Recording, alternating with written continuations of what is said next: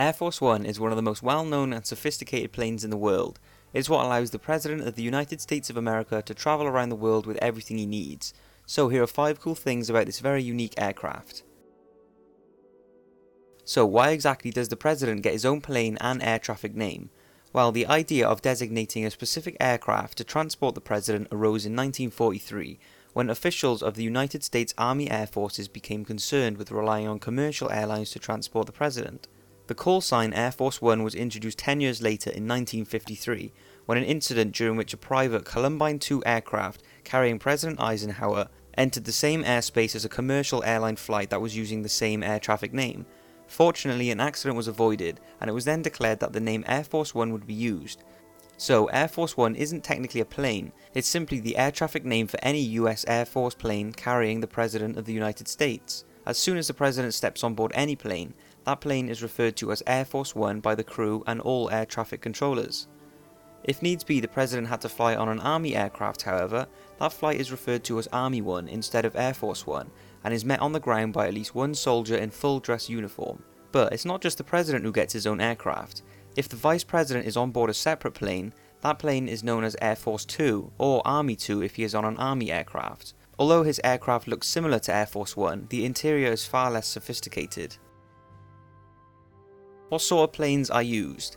Well, currently there are actually 2 customized Boeing 747-200B jets that regularly transport President Obama. They are both identical and are almost as tall as a 6-story building and as long as a city block.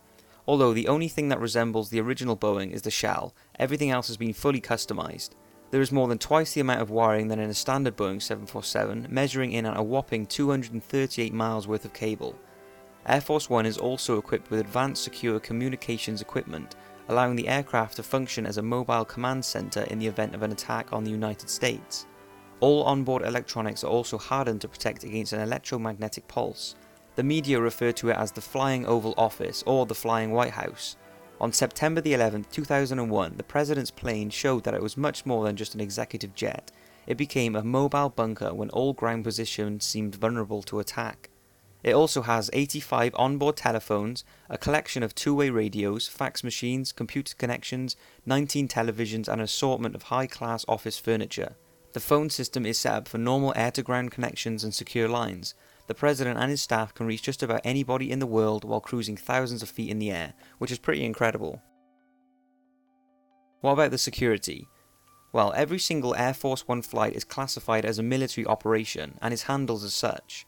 The plane's main hangar is at the Andrews Air Force Base in Maryland, and there Air Force One teams plan the destination for the aircraft. Before every flight, they carefully inspect the plane and the runway. When it's time to head off, the Marine One helicopter brings the President from the White House to Andrews Air Force Base.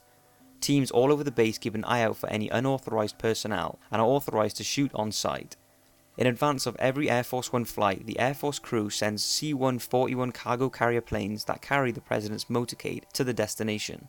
This collection of bulletproof limousines and vans loaded with weaponry keeps the President safe on the ground. When in the air though, Air Force One is usually on its own and not followed by other planes, but it has its own way of staying safe. The plane is fitted with electronic countermeasures to jam enemy radar, and can also eject flares to throw heat-seeking missiles off course. Although not a whole lot is known about the security of the plane, but many say it does not have any missiles or weaponry on board, and in the event of an emergency an Air Force crew would be called in for backup. Air Force One can carry the President wherever and whenever he needs to travel.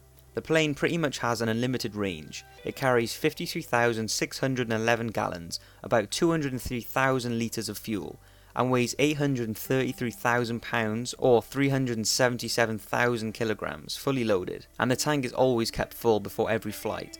With a full tank, the plane can fly halfway around the world, and if that isn't enough, it has the capability of mid-air refueling. This in-flight refueling gives Air Force One the ability to stay in the air indefinitely, which could be crucial in an emergency situation, but all this comes at a cost. The average hourly cost of running Air Force One is, wait for it, $181,000 per hour. As you can imagine, the average trip for Obama costs millions just for the use of Air Force One, and is considered one of the most expensive to run planes in the world. What's available inside the plane? Well, the first Air Force One had a sleeping area, a radio telephone and a retractable elevator to lift President Roosevelt into his wheelchair. it's safe to say that Obama's current plane is far more luxury. Inside, the president and his travel companions enjoy 4,000 square feet of floor space on 3 levels, including an extensive suite for the president that features his own bedroom, bathroom, workout gym and office space. Air Force One also includes a medical suite that can function as an operating room, as a doctor is permanently on board. The plane's 2 food preparation galleries can feed 100 people at a time, and is said to store 2,000 meals on board. Although instead of having whatever he wants, Obama has stuck to a basic on-flight menu. So that's 5 cool things about Air Force One. I hope you've enjoyed the video, and I will be doing one soon on a very secret plane that not many people know about, the President's Doomsday Plane, an aircraft that is fully prepared for a nuclear attack. Bye bye for now, and see you in the next video.